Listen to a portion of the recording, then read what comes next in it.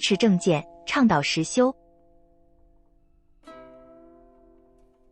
智空禅师开示：修行与世间产生矛盾如何处理？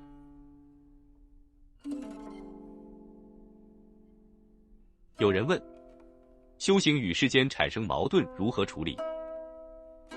智空禅师开示：修行与世间并不矛盾，而你认为有矛盾，原因是你对修行与世间都有欲望。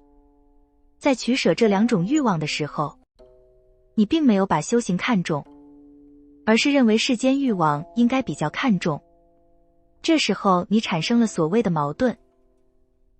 本来天下没有矛盾，对圣人来说，他们都知道修行是生命中的第一位。可为什么你会觉得有矛盾呢？因为你一方面既要执着世界，另一方面又要执着修行。既然这样，那有没有融通的办法呢？其中最简单的办法是，你试着把它们全放下。修行本质是要放下，都放下以后，也许反倒轻松了，或者更是真正的实践了佛法。当然，当你在世间法和佛法之间有差别观念，不知道选择哪一个的时候，你最好选择佛法。为什么呢？因为选择佛法指导来修行，你的生命不管是这一生还是来生，都是向上的。如果你不选择修行，你选择了世俗的一些钱财、名利等，它带给你的可能是无尽的痛苦，你因此也会堕落。因为选择世间法的时候，你可能眼前暂时会有一点点快乐，一点点心理满足，但没有其他好处，而且谁都知道它是不能长久的。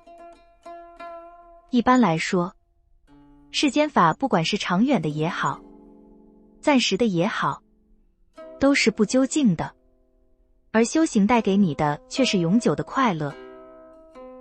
其实那些真修行人都是聪明人，他们都知道，在这个世界上，钱、财物等等这些东西都没有什么意义，不需要认真，所以就不会重视，当然更不会有矛盾。